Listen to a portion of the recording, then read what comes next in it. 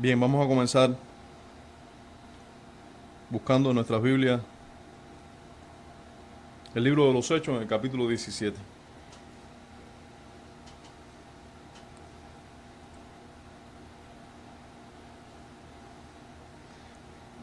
Verso 10 y nos va a ocupar hasta el versículo 17 en el día de hoy.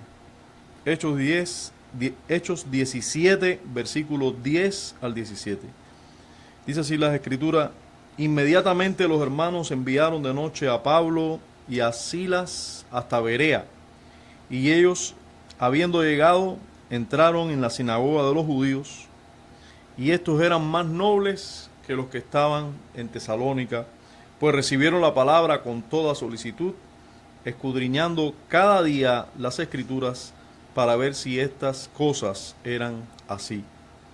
Así que creyeron muchos de ellos, y mujeres griegas de distinción, y no pocos hombres. Cuando los judíos de Tesalónica supieron que también en Berea era anunciada la palabra de Dios por Pablo, fueron allá y también alborotaron a las multitudes. Pero inmediatamente los hermanos enviaron a Pablo que fuese hacia el mar, y Silas y Timoteo se quedaron allí. Y los que se habían encargado de conducir a Pablo le llevaron a Atenas, y habiendo recibido orden para Silas y Timoteo de que viniesen a él lo más pronto que pudiesen, salieron. Mientras Pablo los esperaba en Atenas, su espíritu se enardecía viendo la ciudad entregada a la idolatría. Así que discutía en la sinagoga con los judíos y piadosos, y en la plaza cada día con los que concurrían. Vamos a orar. Padre Celestial, es un gran privilegio para nosotros llamarte así, y es un gran privilegio para nosotros estar aquí congregados, Señor. Gracias por el privilegio de tener a otros creyentes en casa. Gracias por el privilegio de tener tu palabra, Señor. Tus bondades son inmensas. A pesar de que no nos podemos congregar todos juntos como acostumbramos, Señor, por el bien de cada uno de nosotros, por un bien mayor, te imploramos, Señor, que tú bendigas a cada uno de tus hijos en sus hogares. Allí, Señor, visítales, que se tornen a ti, se vuelvan a ti, y tu Espíritu les auxilie. Rogamos que también tu Espíritu hoy nos esté auxiliando a nosotros para exponernos debidamente a tu palabra, para amarla, para entenderla, y también capacítanos para obedecerla. Señor, es en nuestro Señor Jesucristo que te pedimos todas las cosas, y confiamos que tú nos vas a dar mucho más de lo que te estamos pidiendo. En Cristo Jesús. Amén. Hoy son muchos los héroes que el mundo y el diablo levantan delante de nosotros para que le adoremos o intentemos imitarles. Hay héroes en el deporte, hay héroes en el cine o en la televisión, en la política, incluso hasta en la familia. Por supuesto que los héroes que el mundo levanta tienen algunas características positivas, incluso a juzgar por el estándar divino, tienen algunas características positivas. Algunos son justos, aunque ese justo lo tenemos que poner con comillas. Algunos son buenos padres o son personas de familia, siempre alegres, llenos de optimismo. Algunos son respetuosos, entre otras supuestas cualidades. Pero ¿qué de su devoción hacia su Creador y Señor? ¿Qué de su piedad? Sí, quizás sea innato del ser humano la tendencia a imitar a alguien. Solo que debemos ser cuidadosos en ver a quienes debemos imitar. ¿Tendrá algo que decirnos Dios al respecto? ¿Él nos da alguna orientación en relación a imitar a alguien? Y nos dice cómo imitar y a quién imitar. La porción del relato inspirado que escribe Lucas, pero inspirado por el Espíritu Santo, que nos ocupa hoy, nos exhibe a una persona. Nos exhibe a una persona. Y sin dudas esa exhibición pretende una respuesta nuestra. Nos está exhibiendo a alguien y está pretendiendo el Espíritu de Dios que nosotros respondamos a esa exhibición. ¿Quién es esa persona que el Espíritu Santo nos está mostrando? ¿Por qué nos exhibe a esta persona? ¿Qué características o cualidades hay en ella que deben ser apreciadas e imitadas por nosotros? ¿Cuán diferente es esa persona a nosotros? ¿Cuán diferente es a los héroes que nos pone el mundo? ¿Podremos imitarla? Vamos a ver, mientras nos expongamos a la lectura o estudio de esta porción, vamos a ver a Pablo en Berea y a Pablo en Atenas. Y asimismo vamos a dividir nuestra predicación. Un primer bloque donde vamos a hablar de Pablo en Berea y un segundo bloque donde vamos a hablar de Pablo en Atenas. Los versos del 10 al 14 nos describen la vida de Pablo en Berea. Y en primer lugar veremos lo que lo condujo hasta Berea. ¿Qué condujo a Pablo, al apóstol Pablo, hasta este pueblo o ciudad?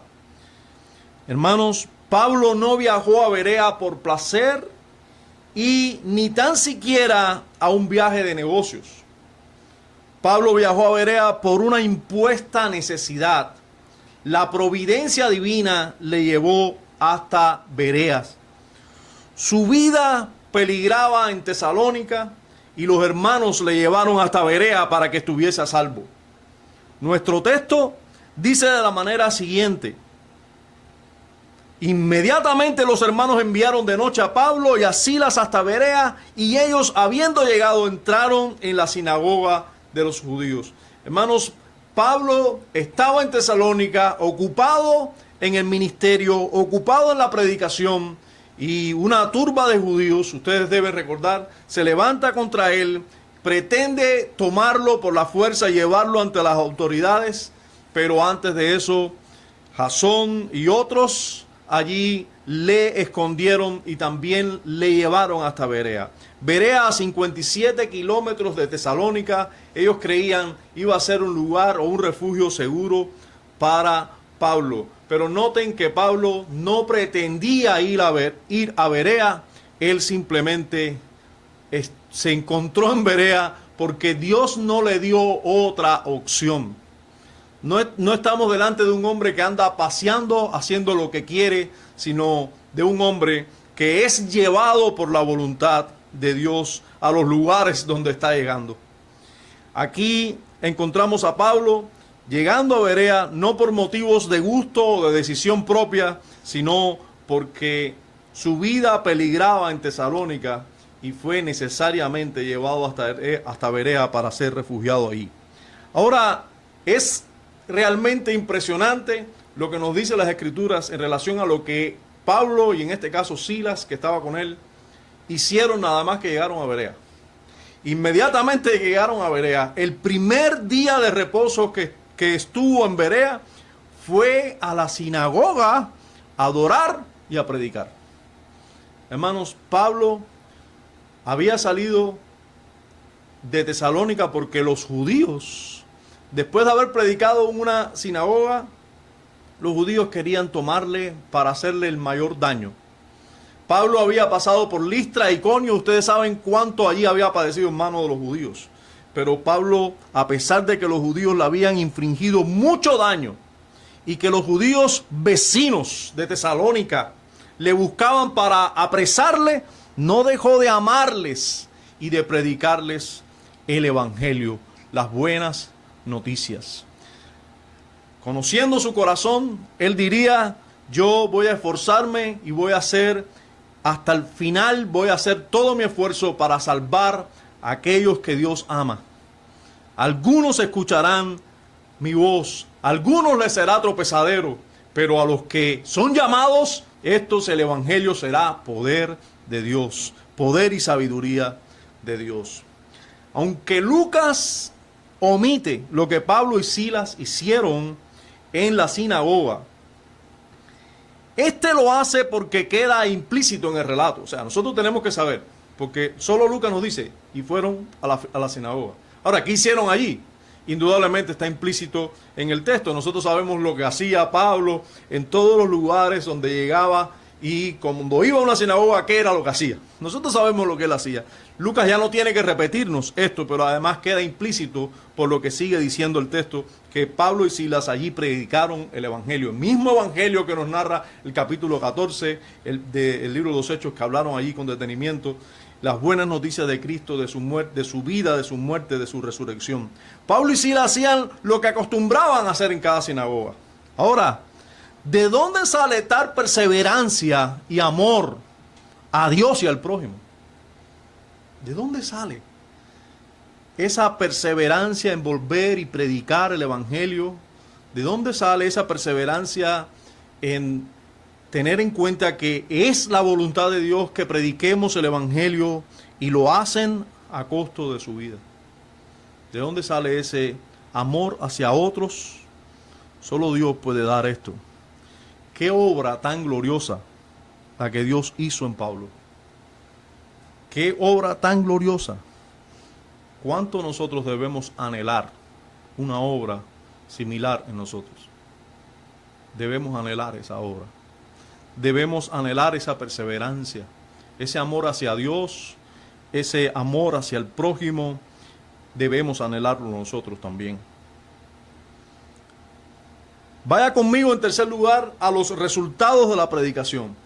Los versículos 11 y 12 nos dan una noticia excelente. No imaginábamos que iba a suceder esto. Quizás ni los mismos apóstoles imaginaban que en la ciudad vecina o en el pueblo vecino a Tesalónica encontraran una respuesta como la que encontraron en Berea. Dice así las Escrituras: y estos eran más nobles que los que estaban en Tesalónica, pues recibieron la palabra con toda solicitud, escudriñando cada día las Escrituras para ver si éstas eran así. Así que creyeron muchos de ellos, y mujeres griegas de distinción, y no pocos hombres. O sea, griegos, tanto hombres como mujeres, hombres y mujeres piadosas que no eran exactamente judíos, pero creían en el Dios de Israel, que se congregaban en aquella sinagoga, también creyeron. Y muchos judíos en esta sinagoga creyeron. Qué buena noticia, qué resultado tan agradable para la obra después de haber recibido tantos rechazos y persecución y malos deseos de parte de los judíos. Los judíos de esta sinagoga son descritos como más nobles. Dice la Escritura que estos eran más nobles. La palabra nobles aquí se parece a nuestra palabra o a nuestro nombre propio, Eugenio. La palabra eugenes, de nobles, es de una mente más amplia, implica una persona que no está ofuscada a un criterio, sino que escucha a los demás, que no cree que su criterio es el más importante y el que tiene toda la verdad, sino alguien que está dispuesto a escuchar con sabiduría, también con equilibrio, todos los argumentos que se les da. Una persona noble, no una persona ofuscada, orgullosa. Estos eran más nobles. La sinagoga cercana o vecina no es igual que la otra sinagoga. Qué curioso. Dos sinagogas cercanas en una misma región, muy probablemente con relación entre ellos. Cuando vemos después las relaciones entre las iglesias de Macedonia, las iglesias de Acaya, estoy casi seguro que ya había un fundamento de una buena relación entre las sinagogas de Macedonia y las sinagogas, si es que hubo algunas en Acaya. Pero aquí, en estos lugares, habían sinagogas. Recuerden que Pablo pasó por lugares que no había sinagogas. Recuerden a Filipos. En Filipos no había sinagoga. Se cree porque no había una cantidad de judíos necesarios para conformar una sinagoga. Ahora, aquí sí habían sinagogas, y parece que en Berea había muchos judíos. Pues dice que muchos creyeron. Y en Tesalónica había una sinagoga. La relación entre ellos, estoy seguro, era muy estrecha. Sin embargo, vemos una sinagoga completamente distinta una a la otra. Hermanos, lo mismo sucede hoy en las iglesias. Por muy buena o parecida doctrina que tengan dos iglesias, no hay iglesias iguales. Las iglesias son diferentes. Cada iglesia tiene sus propias características. Y qué bueno que aquí vemos una sinagoga distinta a la de Tesalónica. Judíos distintos en una sinagoga que en otra. La persistencia en obedecer el mandato del Señor hace que nos encontremos en tierra fértil, y así encontraremos que la semilla del Evangelio germine, crezca y dé muchos frutos. Imagínense que Pablo hubiera cedido ante la presión de Satanás y de los enemigos del Evangelio de no predicar más en una sinagoga.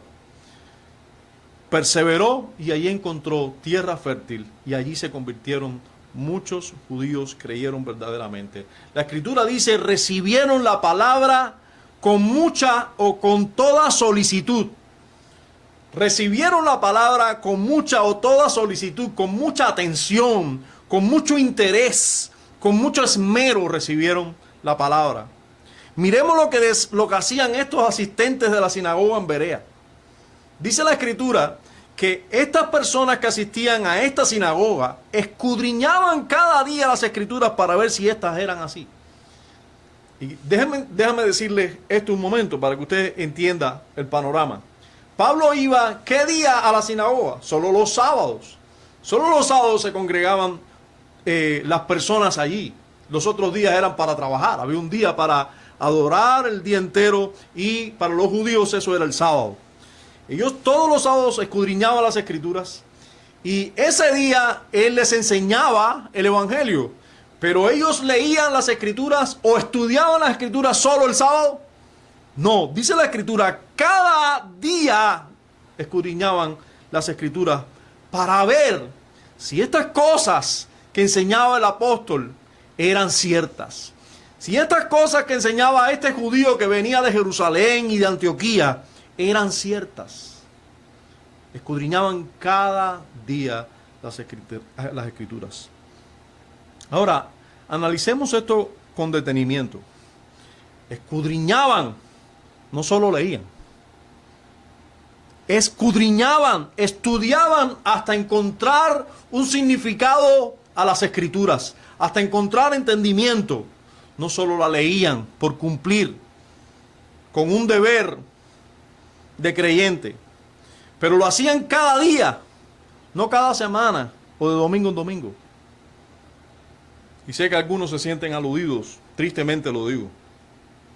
Las Escrituras era lo que ellos también estudiaban, escuchen bien. No un libro de un rabino de la época, sino las Escrituras.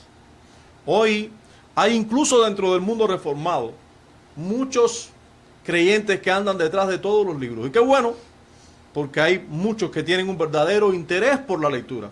Algunos tienen solo un gran interés por tener libros. Los tienen allí y tienen todas las colecciones, pero ¿cuáles han leído? ¿Cuáles han leído? ¿Cuáles han leído de verdad? Otros tienen interés por tener muchos libros. Quieren tener la habilidad o quieren tener conocimiento de todos los autores reformados. Pero yo pregunto, ¿tendrán conocimiento de las Escrituras que estudiaban esos autores reformados? Ese conocimiento solo viene por leer y escudriñar las Escrituras.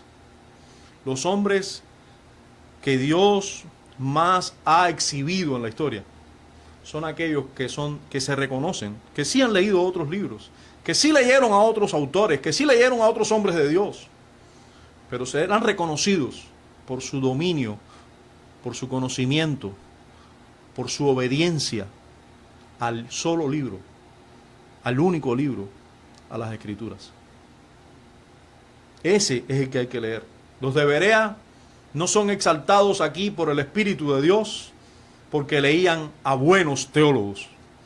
Los de Berea son exaltados por el Espíritu de Dios porque escudriñaban las Escrituras. Ahora, termina diciendo ese verso que ellos escudriñaban las Escrituras para ver si estas cosas eran así. Si lo que decía Pablo era así. Su autoridad, la autoridad de ellos, eran las Escrituras. ¿Tú dices eso? Yo voy a ver si esas cosas son así. Su autoridad eran las Escrituras, no la costumbre. No era, nosotros hemos hecho esto así, nosotros siempre hemos creído esto, y ahora tú vienes diciéndonos esto, pero bueno, si eso es conforme a las Escrituras, nosotros creeremos. Ellos buscaron en las Escrituras para ver si estas cosas eran así, aunque la costumbre no era así. Su autoridad no era ningún hombre, por cualquier autoridad que tenga ese hombre. Este hombre viene de Jerusalén, este hombre viene de una ciudad importante, viene también de Antioquía, ha pasado por todo Asia, Macedonia. Llega aquí a este pueblo no tan importante. El importante es él, no nosotros. Ellos son los importantes, no nosotros. Pero aún así, este hombre es muy importante, pero nosotros no le vamos a creer porque sea importante. Le vamos a creer si las Escrituras dicen que es así. Solo Dios, por medio de su palabra, debe ser quien les convenza. Ellos pensaban y creían de manera correcta, así. Es digno de considerar lo que dice Matthew Henry en su comentario a esta porción, a ese verso específico. Él dice: la lección estupenda que estos judíos de Berea dan a los hombres de todos los tiempos, también a nosotros, es que no hay jerarca en este mundo que pueda imponernos con su autoridad una doctrina, a menos que tal doctrina esté suficientemente basada en la palabra de Dios. No hay ningún jerarca que pueda decir: no haz esto, haz aquello, yo tengo autoridad, yo sí tengo el Espíritu de Dios, yo sí puedo decirle, bueno, tú dices todas esas cosas, pero si la Escritura no nos dice eso, no lo haremos. Si la Escritura nos dice lo contrario, sin duda no lo haremos. Si la Escritura nos dice exactamente lo que tú nos dices, pues lo haremos. Si eres un cristiano y me estás oyendo, los que están aquí indudablemente lo están haciendo, pero cualquiera que me esté oyendo, tengo que decirte, solo la Biblia debe ser nuestra autoridad. Dios ha plasmado su voluntad en ella. Ninguna denominación, ni ninguna costumbre, aunque hace 20 años tú veas que se hace así, ni ningún sentimiento, algo que te mueva a hacerlo porque tu corazón, ningún sueño, ningún hombre debe ser nuestra autoridad. Ni tan siquiera tu padre o alguna autoridad que Dios ha puesto de verdad sobre ti. Son tus autoridades sobre ti en muchas cosas, pero no en relación a la vida eterna, no en relación a los mandatos divinos, no en relación a aquellas cosas que solo la voluntad de Dios, en la voluntad de Dios es revelada. Solo Dios, por medio de las Escrituras, debe ser nuestra autoridad. Solo Dios. ¿Quién es el jerarca en tu vida? Debería preguntar.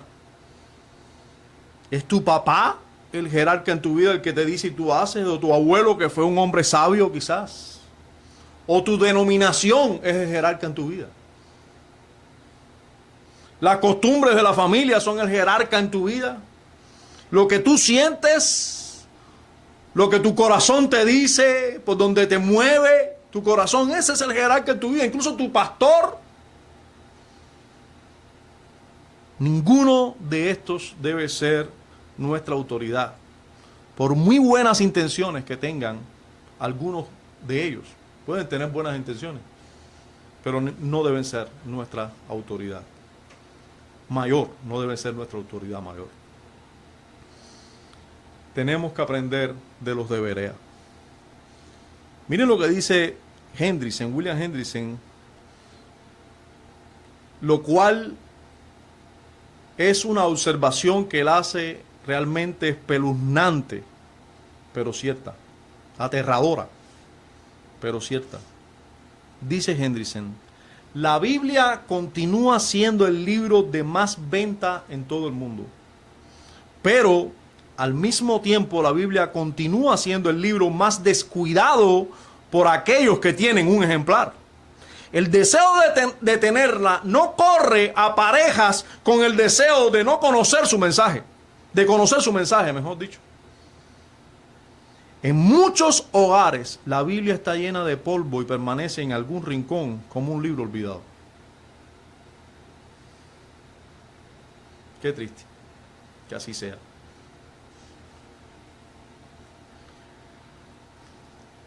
La Escritura nos dice que estos judíos que tenían esta nobleza y que consideraban que las Escrituras era su mayor autoridad, estos judíos creyeron al Evangelio. Hermanos, el Evangelio nosotros no tenemos que imponérselo a nadie. Nosotros no tenemos que hacer nada porque la gente quede emocionada. Nosotros podemos hacer que las personas piensen sobre el Evangelio.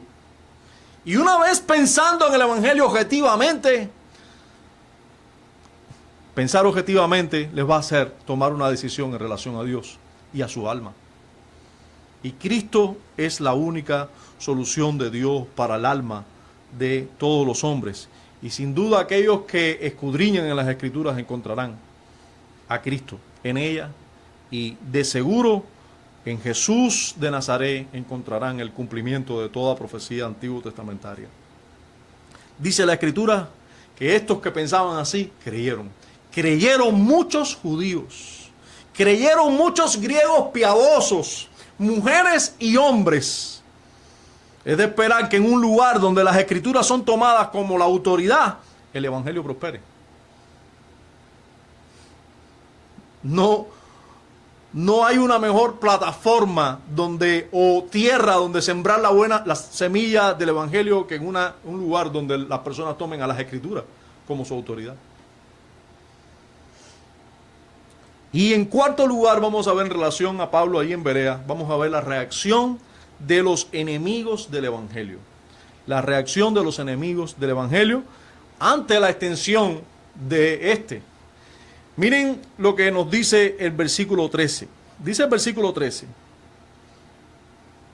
Cuando los judíos de Tesalónica supieron que también en Berea era anunciada la palabra de Dios por Pablo, fueron allá y también alborotaron a las multitudes. Miren esto, al saber de los resultados del Evangelio en Berea, en su sinagoga hermana, en su sinagoga vecina, ardieron de rabia. Recuerden que se habían llenado de celos cuando se habían convertido algunos judíos de Tesalónica y también mujeres nobles y griegos. Bueno, pues aquí ardieron más de rabia porque escucharon que en Berea se habían convertido muchos, habían creído mucho al Evangelio. La rabia o el celo les alcanzó para viajar 57 kilómetros. Y no estamos hablando de un carro moderno, ni ningún vehículo contemporáneo, ni tan siquiera en bicicleta. Lo más seguro que ha sido o encima de animales o a pie. 57 kilómetros que separaban estas ciudades o estos pueblos, y la rabia les llegó hasta viajar para allá y también esforzarse por alborotar a toda una multitud. No sé si les leí este texto, dice la Escritura que al final, que llegaron allá y alborotaron a las multitudes. Ahora, nuevamente vemos a Pablo huyendo a otra ciudad. Miren conmigo lo que nos sigue diciendo esta historia, pero inmediatamente, estoy leyendo el verso 14, los hermanos enviaron a Pablo que fuese hacia el mar, y Silas y Timoteo se quedaron allí. Silas y Timoteo quedan en Berea. Todo parece indicar que Pablo fue el que se destacó, fue el que habló cada día quizás en la sinagoga, y era el objeto, la diana, la mirilla de los judíos, era el apóstol Pablo. Y noten también conmigo cómo el Espíritu Santo hace esa diferencia que nosotros debemos notar entre el apóstol y sus colaboradores, entre los dones que tenía este y los otros, entre la capacitación del Espíritu que tenía él y los demás. Ahora, dice el verso 15, y los que se habían encargado de conducir a Pablo le llevaron a Atenas. Y déjenme decirles que de Berea a Atenas, ahora sí estamos hablando de muchísimos kilómetros. No me atrevo a decirle la cantidad, pero más de 400 o 500 kilómetros recorrieron estos hombres para llevar a Pablo hasta ya otra región. Ya salieron de Macedonia y fueron hasta Acaya, y allá en Atenas lo creyeron entonces sí a salvo, lo dejaron allí. Pablo les dijo: por favor, mándenme a Silas y a Timoteo lo antes posible. Tenemos aquí entonces a Pablo nuevamente huyendo, o sea que la manera en que Pablo salió de allí fue porque una vez más fue protegido por sus hermanos. Y la distinción hecha entre Pablo y Silas y Timoteo es digna también de apreciar. Estamos ya en Atenas y por eso vamos a ver ya este segundo bloque de nuestra predicación, donde vamos a hablar de Pablo, pero en Atenas.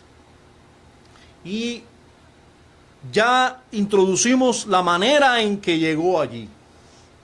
Nuevamente fue conducido por circunstancias o providencia y no por otro motivo.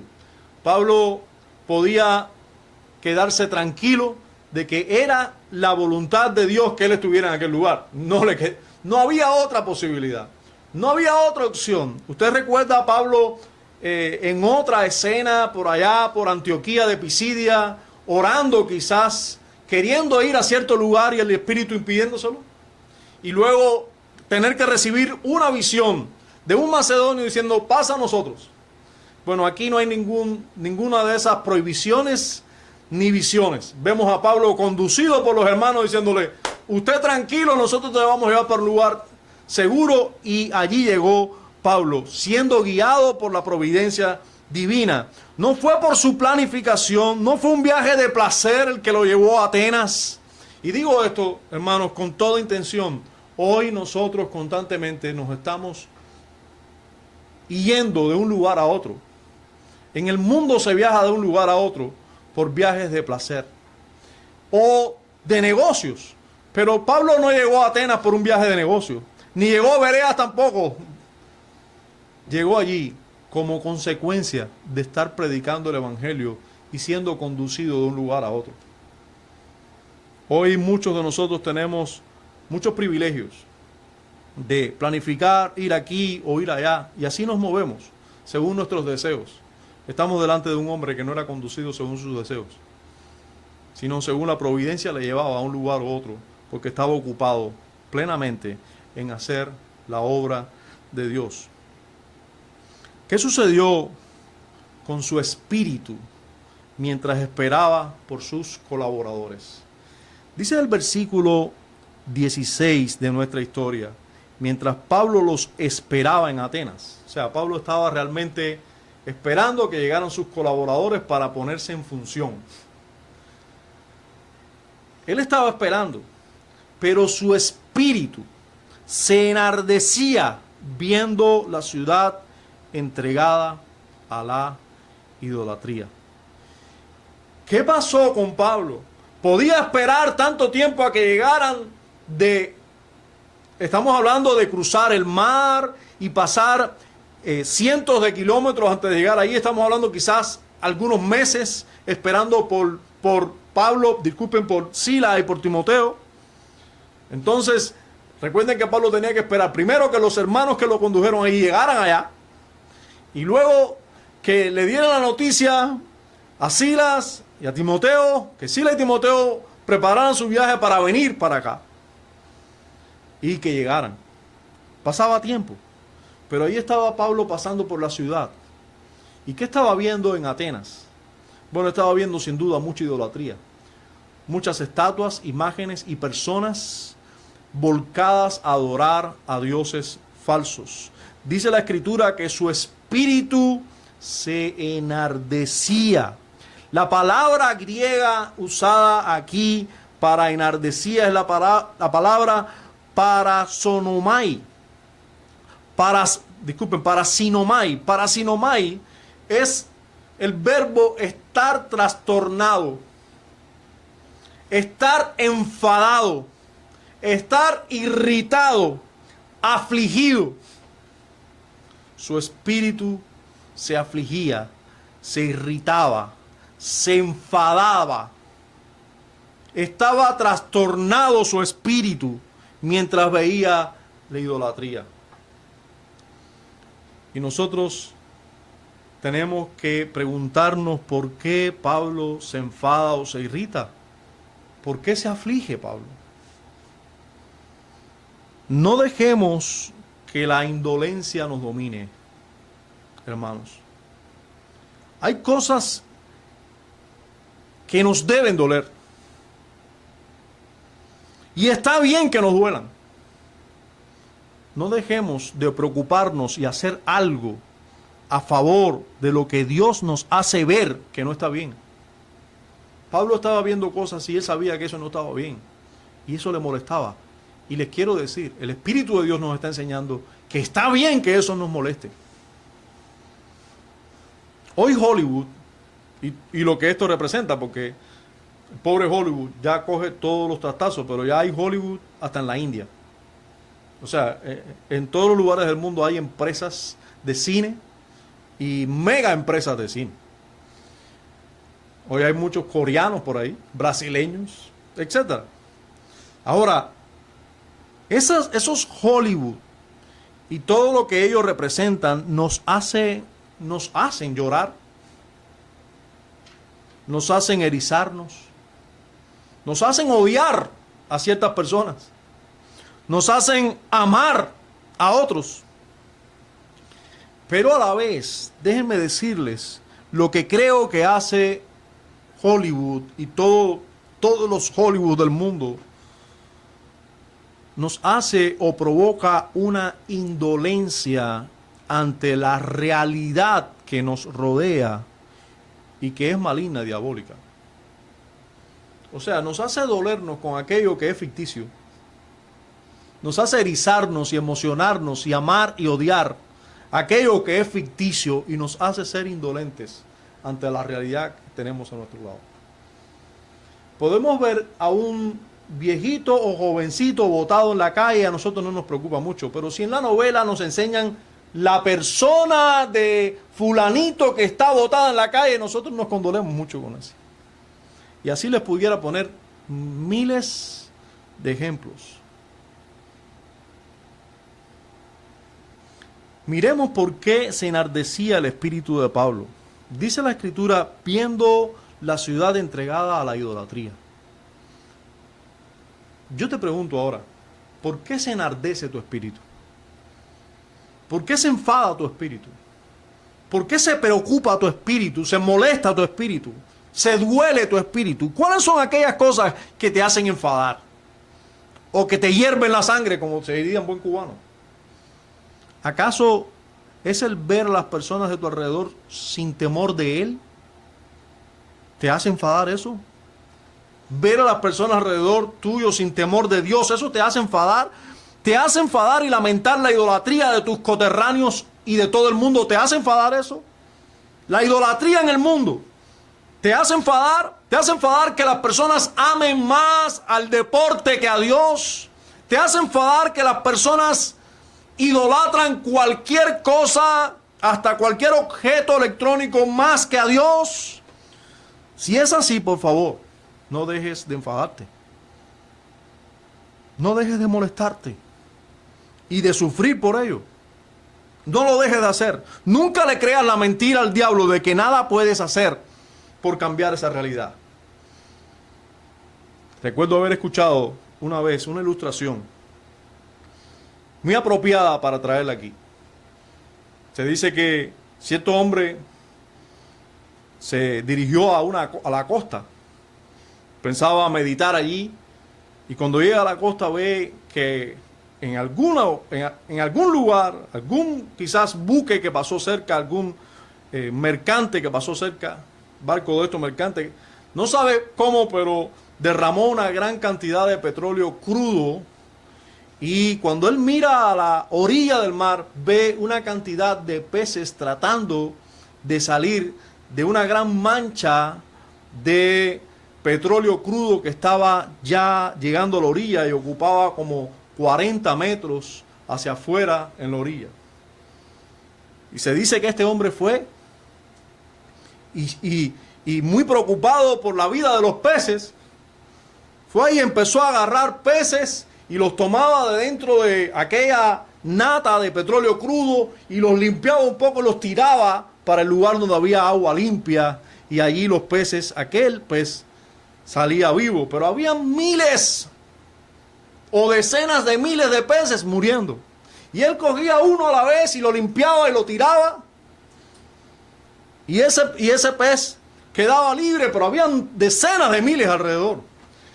Y se dice que había un hombre observándolo y le dijo: amigo, tu trabajo causa risa, ¿qué estás haciendo? ¿No ves que van a morir decenas de miles? Y también se dice que este hombre tomó uno de esos que él estaba rescatando y dijo: sí, es verdad que todos esos van a morir, pero este va a vivir. Y lo liberó. Nosotros debemos saber que es una mentira del diablo cuando nos dice que no nos debemos preocupar, que no está a nuestro alcance. Nosotros debemos preocuparnos. Uno a la vez. Nosotros debemos hacer alguien o algo por uno a la vez. Hay algunos que el diablo ha silenciado. Hay algunos que el diablo ha paralizado, ha entretenido, ha inutilizado con algunas estrategias. A algunos, y yo diría a muchos creyentes de hoy, el diablo les ha hecho creer que ellos no pueden hacer nada al respecto. Les ha dicho que no hacen nada con molestarse por esto o aquello que está mal.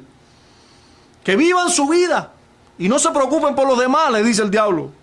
Hay muchos que el diablo tiene entretenidos en el mundo y con el entretenimiento de y así no se preocupan, ni se duelen, ni sufren con la realidad, ni hacen nada por cambiarla.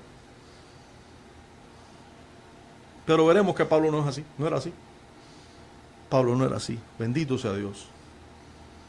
¿Qué hacía Pablo? Su espíritu se enardecía y él no se quedó tranquilo. En ausencia de sus compañeros, Pablo hizo algo. Pablo discutía cada día de reposo con los judíos y griegos piadosos. Dice la escritura que él fue a la sinagoga y discutía en la sinagoga y en la plaza también. Exactamente el verso nos dice así, que discutía en la sinagoga con los judíos y piadosos y en la plaza cada día con los que concurrían. No primer día de la semana, sino cada último día de la semana, en este caso el sábado, iba Pablo y discutía con los judíos y piadosos que allí se congregaban. Pero en Atenas habían plazas públicas donde muchos les gustaba también filosofar, les gustaba hablar, les gustaba dialogar. Y eso precisamente era lo que hacía Pablo. Aprovechó la oportunidad de esa cobertura que había en Atenas para dialogar, para discutir. Y ya no solo en la sinagoga, encontró en la plaza un lugar donde discutir también. La palabra discutir, a propósito he mencionado el sinónimo dialogar, porque el verbo en griego que allí se usa es dialogomai. Dialegomai. Y dialegomai, bueno, puede ser traducido también como discutir, disputar, hacer un discurso, discutir con argumentación razonable. Pablo discutió con argumentación razonable ante los judíos y los piadosos. Les habló el evangelio, les habló sobre su preocupación, sobre todo Atenas, y en las plazas también discutió cada día. Discutía cada día en la plaza con los que concurrían allí. Voy a concluir mirando al apóstol Pablo, tanto en Berea como en Atenas. Miremos cómo el Espíritu Santo lo exhibe para que lo imitemos. Primero los Corintios 11:1 dice: sed imitadores de mí, así como yo de Cristo. Eso lo dijo el apóstol Pablo. Luego le dijo a los filipenses: hermanos, sed imitadores de mí y mirad a los que así se conduce según el ejemplo que tenéis en nosotros. Sean imitadores de mí, también sean imitadores de esos hombres que se conducen tal como nosotros. Debemos imitarle. Es una orden del Señor que le imitemos, que imitemos a hombres como este. Miremos a Pablo, miremos la perseverancia en la misión de predicar el Evangelio y preguntémonos, ¿podremos hacer nosotros lo mismo? ¿Hay en nosotros el mismo espíritu que hubo en Pablo, haciendo la diferencia que debemos hacer por él ser un apóstol? ¿Viviremos para Dios como él lo hizo? Pablo dijo: porque para mí el vivir es Cristo. No voy a terminar la frase porque todos lo saben, pero quiero hacer énfasis en esta parte. Para mí el vivir es Cristo. Solamente Cristo. ¿Lo puedes decir tú también? El vivir para ti es Cristo. ¿Lo puedes decir? Pudieras decir junto con Pablo: pero lejos esté de mí gloriarme, sino en la cruz de nuestro Señor Jesucristo, por quien el mundo me es crucificado a mí y yo al mundo. Hemos muerto al mundo y el mundo está muerto para nosotros. Toda nuestra gloria, todo nuestro deleite y esperanza está en la muerte sustitutoria del bendito Hijo de Dios por nosotros. Es así. Algunos dirán: no puedo mirar a Pablo, es demasiado alto para mí. Así dicen algunos. Ok, aunque ya te contesté a esa justificación pecaminosa con los textos de la Escritura que nos enseñan a imitar a Pablo, te voy a responder además: ¿puedes mirar entonces a los de Berea? Al menos miremos a los de Berea. ¿Eres tú en alguna medida parecido a ellos? ¿Eres tú de esa sinagoga o de la sinagoga de los de Tesalónica? ¿Cuál es el lugar que tiene la Biblia para ti? Y no me tienes que responder. Solo pregúntate a ti mismo. Dialoga con el Espíritu de Dios y atrévete a decirle alguna justificación. Hoy estamos delante de Él. Sabemos, de manera especial, pero lo estamos todos los días. ¿Qué relación tienes con las Escrituras diariamente? ¿Qué relación tienes con las Escrituras diariamente? Compara la relación que tienes con las Escrituras con la relación que tienes con otras cosas. Y dime si son las Escrituras para ti tu autoridad. ¿Son ellas tu autoridad y tu única autoridad? ¿Es ella la palabra de Dios para ti? ¿Vives cada día en consecuencia con el hecho de que ella es la palabra de Dios? ¿Lees diariamente la Biblia de tal manera que la entiendes? ¿La lees teniendo en cuenta que es la palabra de Dios? Las Escrituras, hasta entenderla y sacarle el jugo que necesitas para alimentarte, ¿lees tú las Escrituras así? Te quiero preguntar también, ¿la obedeces? ¿Eres tú un bienaventurado y sabio que edifica su casa sobre la roca? Eso es solo aquel que la obedece, porque no hacemos nada con conocer toda la Biblia. Te debo recordar cuál es el fin de los que oyen. Todos lo saben, pero no hacen. La sentencia que el Señor le dice a ellos, a esos que son así: y fue grande su ruina. Y fue grande su ruina. Te invito a orar juntos. Oremos y pidámosle a nuestro Dios y buen Padre: no nos dejes como estamos. Cámbianos, Señor. No nos dejes indiferentes a la verdad que se vive a nuestro alrededor. Danos la perseverancia de Pablo para mirarte a ti y mirar alrededor. Mata a nuestro yo y el deseo de que éste tiene por el mundo y sus vanidades. Mátanos juntamente con Cristo para así vivir su vida.